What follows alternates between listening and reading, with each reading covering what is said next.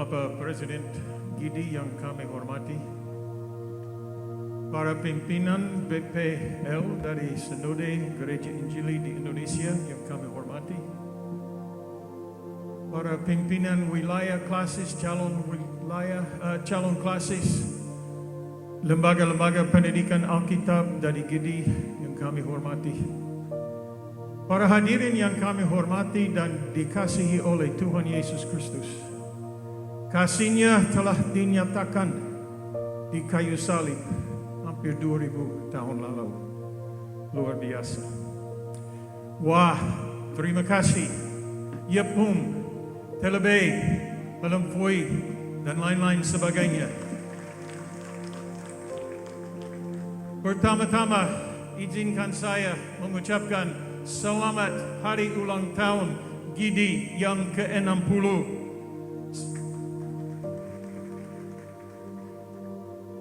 Saya minta maaf dua hal. Yang pertama, saya datang dengan pakai topi. 2 minggu lalu waktu saya jalan-jalan di sini untuk membawa firman Tuhan untuk HUT yang ke-50 stacking, kepala saya hangus dari sinar matahari. Yang kedua, kacamata saya, ini satu heran, kalau saya ada di dalam gedung ini jernih, tetapi kalau keluar di sinar matahari dia menjadi hitam. Wah, satu hal yang luar biasa, tapi saya perlu untuk membaca. Mohon dimaafkan, bukan arogan, tetapi itu kebetulan. Segala puji syukur kepada Allah yang maha tinggi, yang maha kuasa, yang maha kasih. Karena Ia yang mewujudkan segala yang telah terjadi mulai pada tahun 1950 hingga hari ini. Luar biasa apa yang Tuhan telah membuat sehingga Gidi telah mencapai HUT yang ke-60 tahun sebagai suatu lembaga gereja pada hari ini. Kedua, terima kasih atas kehormatan yang dinyatakan kepada saya dengan diundang membawa firman Tuhan pada pagi hari ini dengan tema penginjilan belum selesai. Sebentar mari kita mengingat secara pendek sedikit tentang pendirian Gidi yang semula disebut GIIJ, yaitu Gereja Injili di Irian Jaya. Memang tadi ada drama yang menunjukkan beberapa hal, saya mau mengisi sedikit mengenai kapan dan siapa. Pada tahun 1950, beberapa anggota UFM Australia menjadi APCM pada tahun 1969. Masuk Nugini Belanda, itu nama Papua pada waktu tahun 1950. Fred Dawson, Russell Bond, Hans Veldhuis membuat sebuah lapangan terbang perintis di pos Senggi, tidak jauh dari kita hari ini. Mereka mulai pelayanan pekabaran Injil di situ. Pada tahun 1951 mereka mulai mendirikan lapangan terbang perintis itu. Pada tahun 1955 mereka terbang ke Hitadipa di Lembah Baling dalam pesawat yang dapat melandas di atas muka air. Kemudian dari situ mereka berjalan sampai Danau Archbold dan akhirnya membuka pos di Bokendini pada tahun 1956. Kemudian beberapa pasangan datang ke Nugini Belanda untuk menginjili dan memuridkan orang-orang pribumi mulai di tengah suku Dani. Para misionaris awal terdiri dari antara lain Bert dan Gwenda Power, Menno dan Marge Hayblum, John dan Helen Decker, Dave dan Margie Martin, Winnie Frost, Ralph dan Mel Maynard, Leon dan Lorraine Dillinger, Dave and Dinah Cole, Dave and Esther Scoville, dan lain-lain. Mereka membuka lapangan terbang perintis di Bokendini, Kelila, Wolo, Ilugwa, Karubaga, Kangime, Mamit, Ilu, Mulia, dan lain-lain tempat.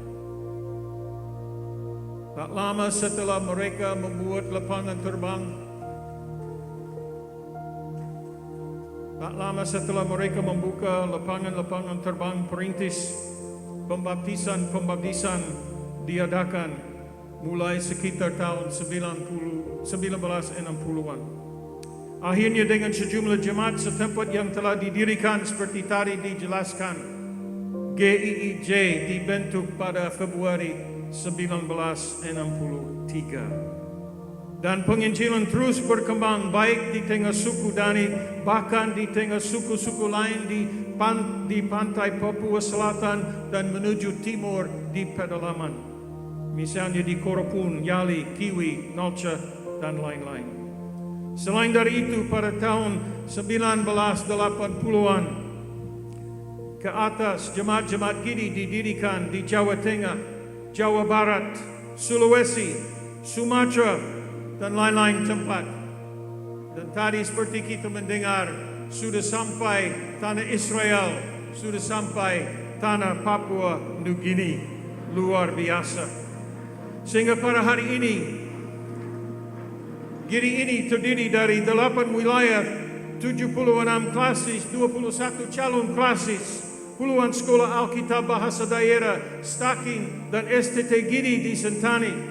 Ada hamba-hamba Tuhan dari Gidi yang mencapai sarjana 1, sarjana 2, kalau saya tidak salah sampai sarjana 3. Demikian Gidi telah membuat tandanya di seluruh Indonesia demi kemuliaan Allah.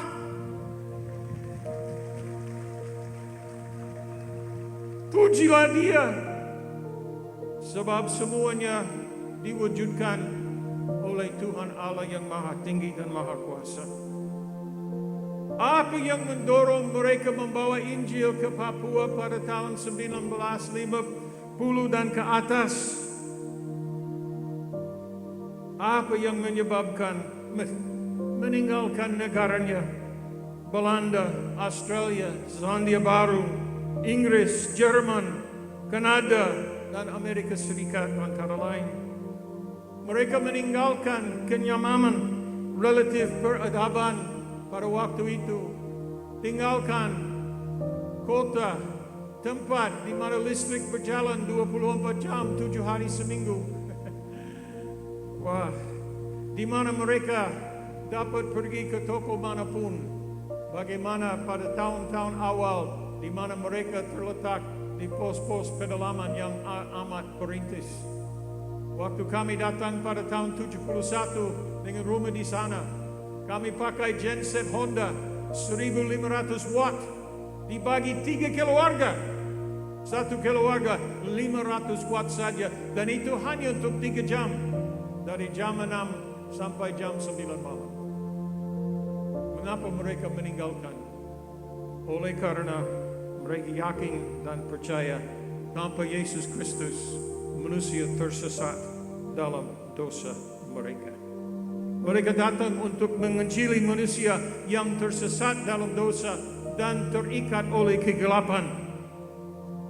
Saya tahu bahwa ada satu pasangan datang ke New Guinea, Belanda, karena mereka terbebani bagi suku-suku terasing yang tersesat dalam dosa, yang terpisah dari Tuhan Allah, pencipta mereka. Pasangan itu ingin supaya orang Papua pribumi dapat mengenal dan mengasihi Yesus Kristus yang telah mati bagi mereka. Satu contoh adalah seorang perawat dari Kanada. Pada hari Minggu 13 Mei 1945, satu hari sebelum saya kena 4 tahun, sebuah perawat dari Indonesia diundang ikut satu penerbangan. Dan pada hari itu, pesawat itu jatuh di Baling, di Lembah Baling. 24 orang masuk pesawat itu, dan hanya 3 orang survive. Hanya 3 orang hidup setelah kecelakaan pesawat itu. Seorang perawat yang bernama Dinah Raymeyer dari Kanada diundang untuk ikut serta penerbangan itu. Nona Rehmeyer adalah perawat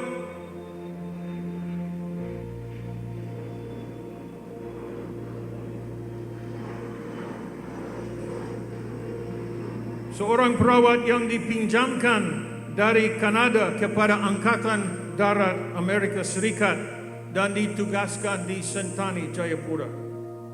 Undangan untuk ikut penerbangan itu dia menolak. Tentu setelah dia mendengar pesawat itu jatuh, dia sangat senang bahwa dia tidak memenuhi undangan itu. Tapi selain itu, dia juga sangat sedih oleh karena teman-temannya yang meninggal dunia pada waktu itu. Nah, biasanya pada waktu itu, dan itu setelah MacArthur sudah datang dan mengusir Jepang dari daerah pantai ini, biasanya ada penerbangan setiap hari Minggu siang sore yang terbang ke Lembah Baling. Orang mau melihat-lihat orang-orang Dani di Lembah Baling itu yang tinggal dengan sangat sederhana, tinggal di Honai, berkebun-kebun, sama seperti kita menyaksikan tadi, tanpa pakaian dan lain sebagainya. Itu adalah orang yang tinggal seperti orang dari zaman batu, luar biasa. Nah, perawat itu, dia menyadari orang-orang pribumi itu di Lembah Baling. Dia terbebani untuk membawa Injil kepada mereka karena orang-orang itu tidak tahu Tuhan Yesus Kristus. Lompat kepada tahun 1958, perawat Rehmeyer kembali ke Papua. Setelah ia sudah menikah, sudah ikut STT di Kanada, dan dia dikenal di sini sebagai Ibu Dinah Coley. Dia dengan suaminya Dave Cole, mereka adalah salah satu pasangan dari 3 yang pertama dari Badan Misi UFM Amerika Utara yang pergi ke Mulia untuk menyampaikan firman Tuhan, yaitu Injil Yesus Kristus. Tentu saja sebelum mereka dapat naik ke Mulia, harus ada lapangan landasan perintis yang didirikan, dan itu dibuat oleh Pak Cole dengan Pak Dillinger, Pak Bert Power juga pada waktu itu. Dan Pak Dave Cole, dia juga terlibat dalam membangun beberapa landasan udara perintis lain. Pertama di Ilu, kemudian di dataran tinggi timur. Firman Tuhan menjelaskan bahwa manusia tersesat dalam dosanya. Satu alasan yang mendasar untuk menginjili siapapun, termasuk kerelaan penjangkauan suku-suku terasing oleh para misionaris, adalah kenyataan firman Allah bahwa setiap umat manusia siapapun tanpa Yesus Kristus tersesat selama-lamanya. Mereka adalah musuh Allah, dan tanpa Yesus mereka akan menderita penghakiman kekal. Rasul Paulus pernah menulis, karena semua orang telah berbuat dosa dan telah kehilangan kemuliaan Allah. Roma pasal 3 ayat 23. Dia juga dalam surat yang sama mengatakan, sebab upah dosa ialah maut. Bukan hanya maut jasmani, tetapi maut rohani. Upah dosa ialah maut, tetapi karunia Allah ialah hidup yang kekal dalam Yesus Kristus.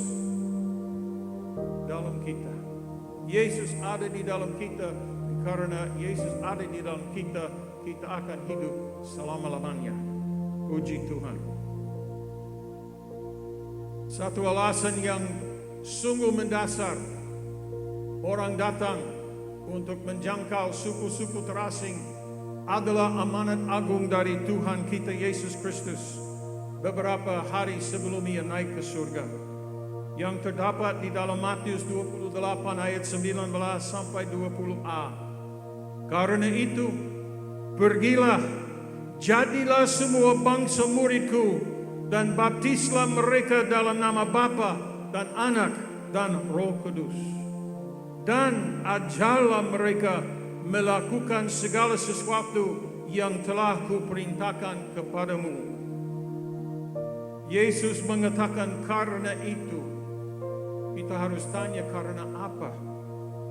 Karena segala kuasa di surga dan di bumi telah diberikan kepadanya, karena dia naik dari maut dan hidup selama-lamanya.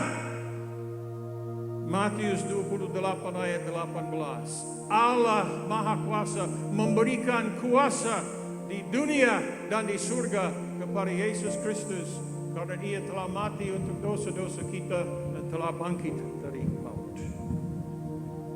Nah, dia mengatakan, jadilah segala bangsa muridku.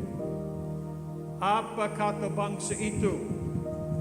Bangsa itu diterjemahkan dari bahasa Yunani ethnos. Sangat sulit untuk orang Indonesia mengatakan ethnos. Ethnos bukan, ethnos susah. Nah, dalam bentuk jamak itu adalah ethne. Dan kata ethnos tidak berarti bangsa seperti kita biasanya memikirkan, seperti suatu negara. Bukan bangsa Indonesia, bukan bangsa Australia, bukan bangsa Amerika Serikat. Itu bukan artinya ethnos. Ini mengacu pada apa yang dapat disebut suatu kelompok atau suatu kaum yang terdiri dari banyak individu yang memiliki budaya, nilai, adat istiadat, bahasa, moral, dan lain-lain yang sama. Maka bangsa itu dalam ayat Matius 28 ayat 19 itu berarti suku, jauh lebih tepat suku, seperti suku Jawa, suku Sunda, suku Batak. Bukan berarti masyarakat Papua, melainkan suku Dani, suku Moni, suku Sentani, suku Yali, suku Asmat, dan lain-lain. Dan kadang-kadang ada sub-suku, misalnya suku Dani Barat dan suku Dani Lembah Baling. Ada perbedaan sedikit, sub-suku. Bertahun-tahun yang lalu dilaporkan bahwa ada lebih dari 200 bahasa suku di Papua dan lebih dari 400 bahasa suku di seluruh Indonesia. Bahasa-bahasa tersebut dari satu segi mewakili semua semua suku masyarakat Indonesia. Setiap kelompok bahasa akan merupakan sebuah etnos sebagaimana dimaksudkan oleh Tuhan Yesus Kristus dalam Matius 28 ayat 19. Dan karena itu ada misionaris yang pergi ke suku Lani, yang pergi kepada suku Yali, yang pergi kepada suku di Kiwi, di Epobek, dan lain-lain, Nolcha, dan kemudian di Sentani Timur, Sentani Barat, Sentani Tengah. Jadilah segala bangsa muridku. Amatilah bahwa Yesus tidak harap mereka akan hanya percaya kepadanya, melainkan menjadi muridnya. Dalam konteks Matius 28 ayat 19, seorang murid adalah pertama seorang yang begitu mempelajari ajaran-ajaran gurunya sehingga ia dapat mengajar ajaran-ajaran itu kepada orang-orang lain. Mereka yang mengajar di STT Gidi, Stakin, sekolah-sekolah Alkitab di pedalaman, mereka sudah mempelajari di tempat lain dan mereka kembali dan meneruskan ajaran-ajaran yang mereka menerima. Yesus berkata, ajarlah mereka melakukan segala sesuatu yang telah kuperintahkan kepadamu. Dan kita berharap bahwa siswa-siswa sekolah Alkitab dan mahasiswa-mahasiswa di STT dapat meneruskan ajaran yang diterima kepada orang lain. Jika tidak, percuma ia ikut studi apapun. Yang kedua, seorang murid adalah seorang yang hidup sesuai dengan ajaran yang disampaikannya, yang disampaikan oleh Yesus, yang disampaikan oleh firman Tuhan. Pada masa kini banyak orang yang menyebut diri sebagai orang Kristen, tetapi mereka hidup jauh dari ajaran-ajaran Kristus, jauh dari ajaran-ajaran bagi umat Kristiani yang tercantum dalam firman Tuhan. Oleh karena banyak orang yang telah percaya Yesus menjadi murid-muridnya secara besar, secara benar, kekristenan turun-temurun dari Yerusalem sampai Samaria, sampai ke ujung bumi, yaitu Papua ini. Sehingga kita dapat merayakan HUT yang ke-60 untuk gereja Injili di Indonesia. Puji Tuhan. Belum ada orang yang percaya Yesus yang hidup dengan sempurna. Tetapi dalam Yesus kita dianggap sempurna oleh Allah. Dan kita harus meneruskan menyampaikan Injil kepada pihak-pihak yang lain. Dan bagi mereka yang mengatakan saya tidak dapat hidup sebagaimana Allah mau, dengarlah Rasul Paulus. Aku telah disalibkan dengan Kristus, namun aku hidup, tetapi bukan lagi aku sendiri yang hidup, melainkan Kristus yang hidup di dalam aku. Dan hidupku yang kuhidupi sekarang di dalam daging, di dalam tubuhnya, adalah hidup oleh iman dalam anak Allah yang telah mengasihi aku dan menyerahkan dirinya untuk aku. Sama seperti kita percaya kepada Yesus untuk keselamatan, kita harus beriman kepada Yesus setiap hari untuk hidup sesuai dengan kehendak Tuhan, karena kita tidak dapat membuatnya dalam kekuatan sendiri. Dan seperti dikatakan tadi, penginjilan yang mungkin dapat disebut pada masa modern mulai tahun 1950 ke atas, penginjilan itu belum selesai. Masih ada suku-suku terasing di Papua yang belum mendengar, atau kalau mendengar belum mengerti sungguh-sungguh Injil Yesus Kristus. Apa itu? Apa itu? Kata Injil terdiri dari dua bagian kata, EU yang berarti baik dan angeloni yang berarti berita. Itu kata yang memberikan kepada kita kata malaikat. Dalam bahasa Yunani, angelos. Angelos adalah seorang yang membawa berita. Dan Evangelion, Injil adalah berita atau kabar yang baik. Mengapa yang baik? Karena orang yang tersesat dalam dosa dapat memperoleh hidup yang kekal melalui kematian Yesus Kristus di kayu salib. Boleh tepuk tangan karena itu hal yang hebat betul.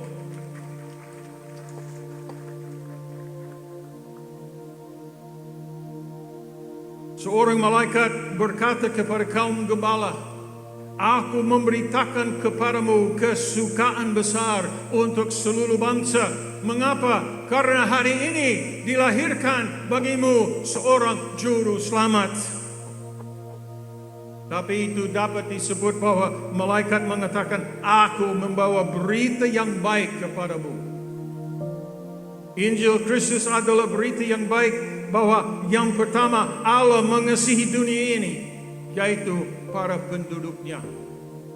Karena begitu besar kasih Allah akan dunia ini, Yesus telah mati untuk segala dosa kita, hingga Ia Allah telah mengeruniakan anaknya yang tunggal. Yesus menjadi anak domba Allah yang menghapus dosa dunia.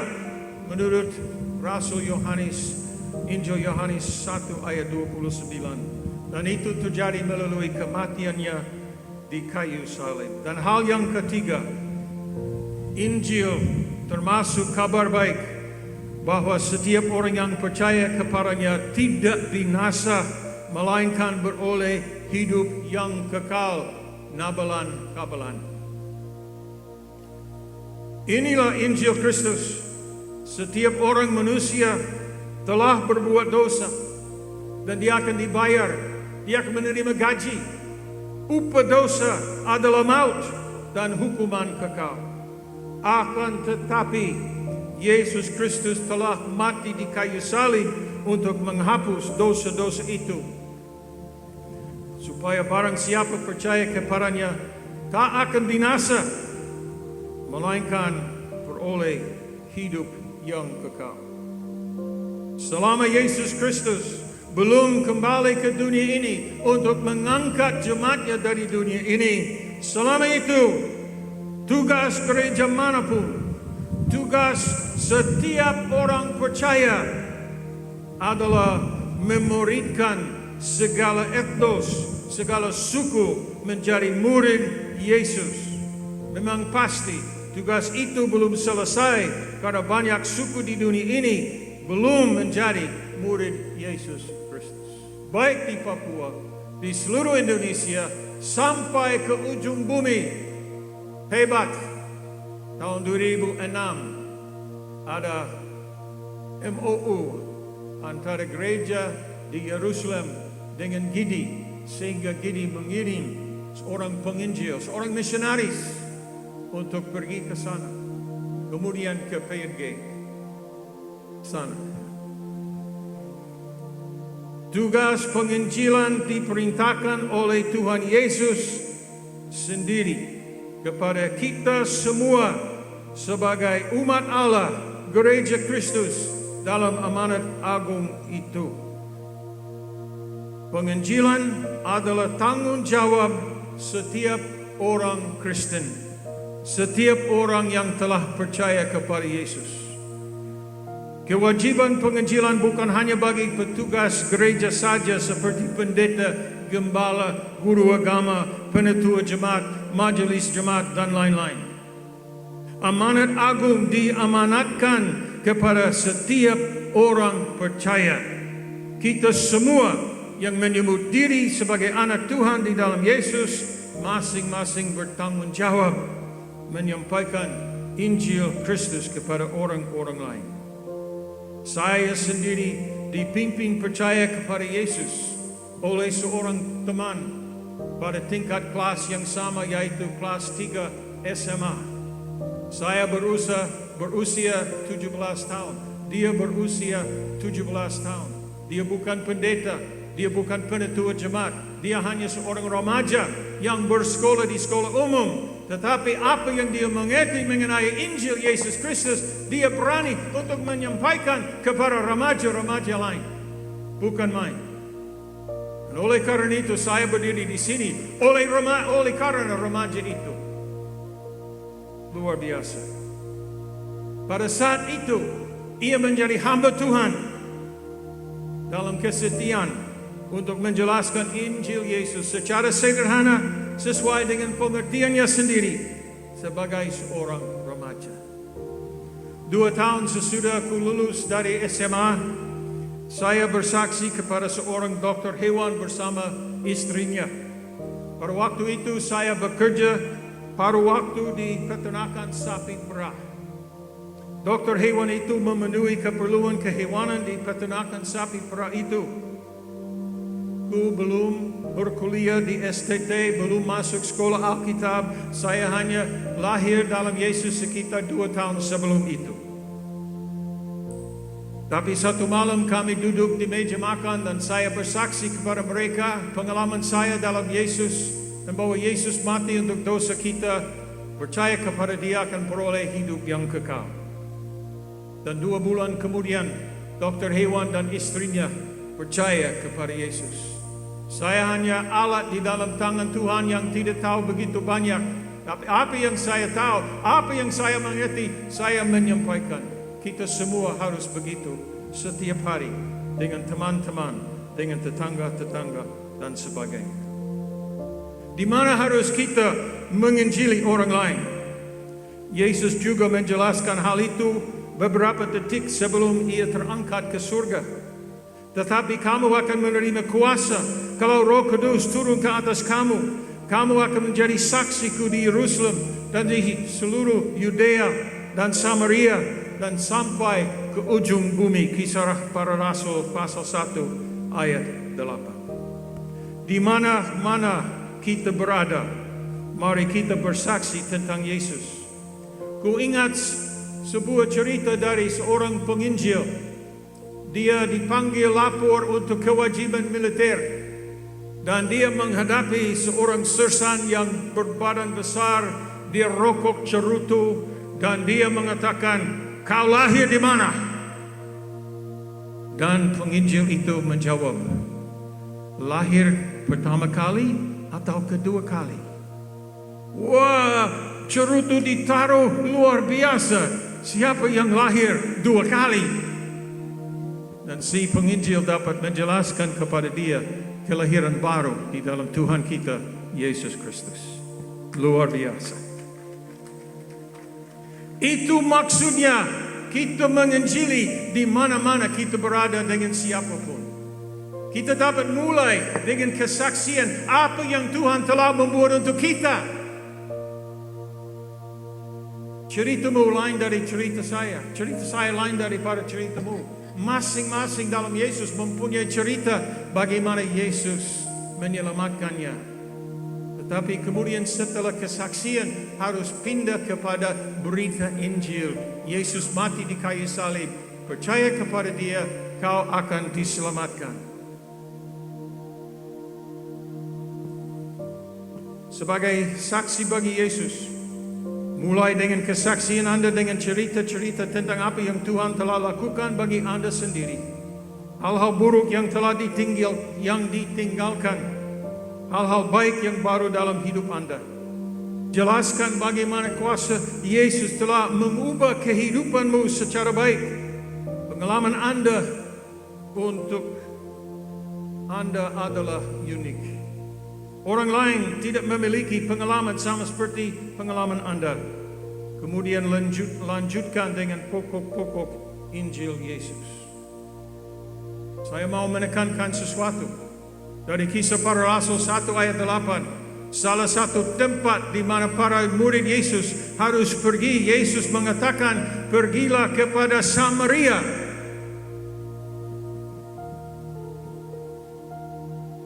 Siswa-siswa Alkitab, pelajar-pelajar Alkitab akan mengerti sedikit mengenai Samaria. Orang-orang Samaria adalah keturunan dari orang Israel yang tertinggal di tanah Israel pada masa Babylon mengalahkan Israel. Kebanyakan yang dibawa ke Babylon dan mereka diedarkan di tengah-tengah banyak suku di bawah pimpinan kerajaan Babylon. Ada lain yang tertinggal di tanah Israel. Dan orang-orang dari suku-suku lain, dari bangsa-bangsa lain dibawa masuk. Dan orang asing itu kawin-begawin dengan orang Israel. Dan orang Israel yang menganggap diri murni membenci orang Samaria. Orang Samaria membenci orang Israel. Kebencian itu luar biasa. Yesus mengatakan, "Pergilah menginjili para musuhmu." Mereka yang dianggap musuhmu. Dan saya tahu bahwa di tengah-tengah gereja kita ada yang tidak suka orang pendatang dari luar Papua. Kalau mereka dianggap musuhmu, Yesus mengatakan, menjadi saksiku di tengah musuh-musuhmu. Jangan itu terhilang. Allah telah mati di kayu salib. Yesus Kristus telah mati di kayu salib bagi orang-orang itu. Ia mengasihi mereka sama seperti Ia mengasihi engkau. Ingatlah firman Tuhan mengatakan, Allah tidak memandang bulu. Yesus berkata, "Bawalah Injilku kepada para musuhmu, orang yang secara natural akan Anda membenci. Aku telah mati di kayu salib bagi mereka juga. Bapakku dan aku sendiri mengasihi mereka juga. Kami ingin mereka dapat menikmati keselamatan kekal bersama dengan kami di surga." Jangan lupa, Rasul Paulus sendiri adalah orang yang membunuh orang Kristen sebelum dia percaya kepada Yesus Kristus. Dan untuk melihat cerita yang selanjutnya nanti pulang ke rumah, buka Kisah Para Rasul pasal 8 dan melihat sukses dalam hal penginjilan oleh Filipus di Samaria. Filipus yang bukan seorang rasul, tapi dia seorang murid Yesus. Luar biasa. Dengarlah firman Tuhan. Kasihlah musuhmu dan berdoalah bagi mereka yang menganiaya kamu, karena dengan demikianlah kamu menjadi anak-anak Bapamu yang di surga.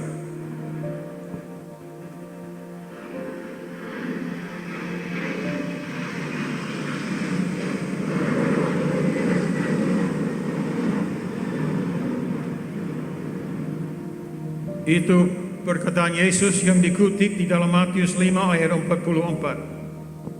Kasihlah musuhmu, berbuatlah baik kepada orang yang membenci kamu, mintalah berkat bagi orang-orang yang mengutuk kamu, berdoalah bagi orang yang mencaci kamu.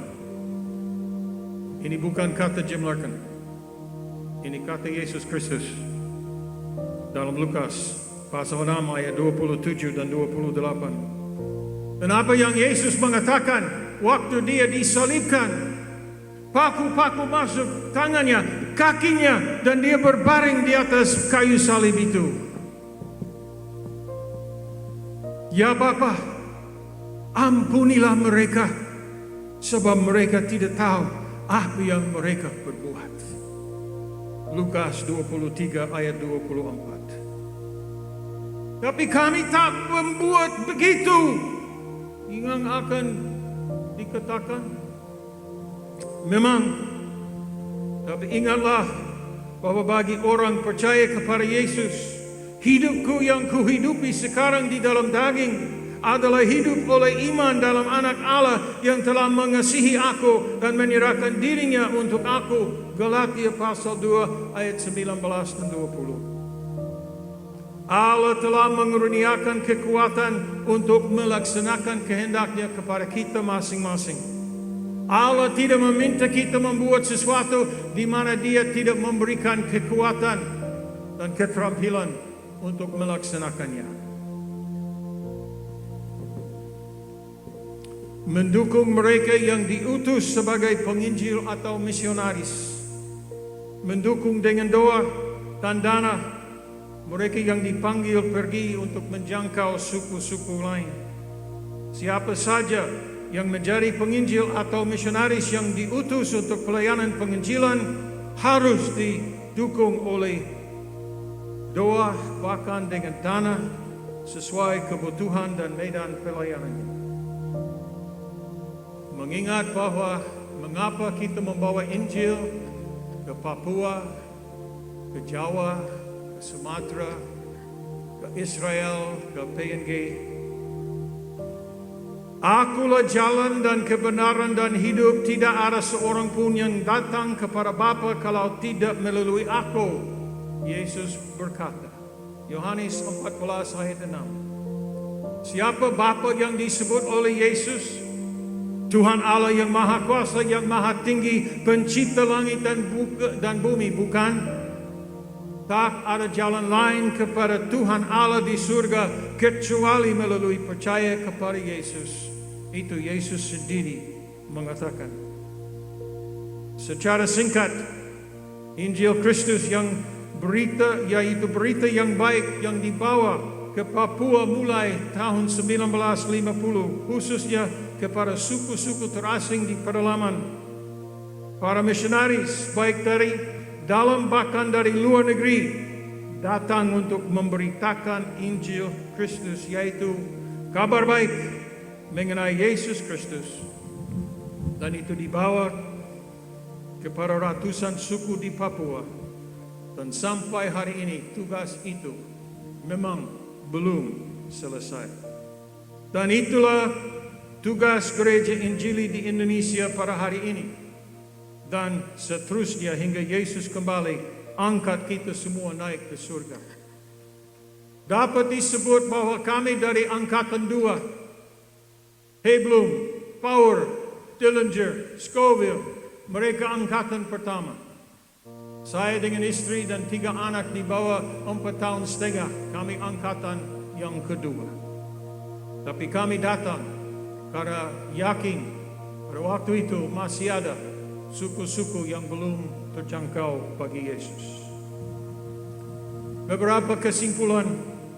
Yang pertama, patuhilah amanat agung Yesus Kristus. Ambil bagian dalam hal jadilah segala bangsa, segala suku murid Yesus, karena penginjilan memang belum selesai. 2, jadilah saksi Yesus di mana saja Anda berada, biar di Jayapura, di seluruh tanah Papua, di Indonesia, dan sampai ke ujung bumi. Yang ketiga, pergilah di mana Anda dapat pergi dan menyampaikan Injil Yesus kepada orang lain. Biar sederhana, biar itu sesuai dengan pengertianmu, dengan pengalamanmu, tetapi pokok bahwa Yesus mati oleh karena dosa manusia, Dia bangkit dari maut, Allah berkenan dengan korban dirinya untuk menghapus dosa. Orang percaya kepada Dia akan beroleh hidup yang kekal dan dosa-dosanya dihapus.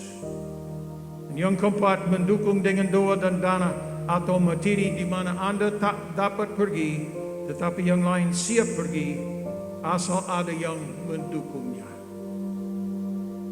Jangan pulang bilang, oh itu firman Tuhan yang baik dari Pak Jim. Dan bagaimana kita harus urus kebun, bagaimana motor, bagaimana ini. Dengarlah, merenungkan. Sama seperti sapi setelah makan rumput, dia pergi ke lapangan dan dia duduk atau tidur,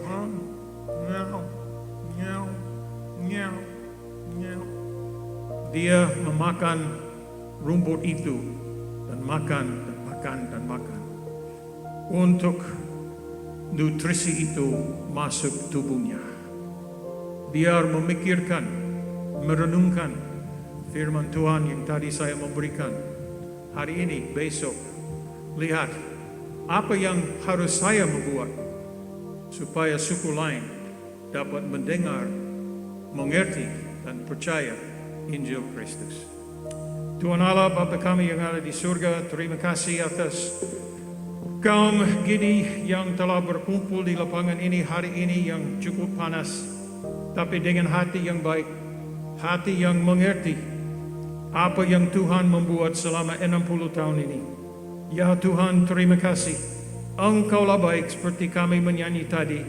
Engkau mau supaya setiap suku, setiap orang di dunia ini dapat mendengar, mengerti, dan percaya Injil Yesus Kristus. Kiranya Tuhan memberkati kami semua. Kami panjatkan doa ini dalam nama Yesus Kristus. Amin.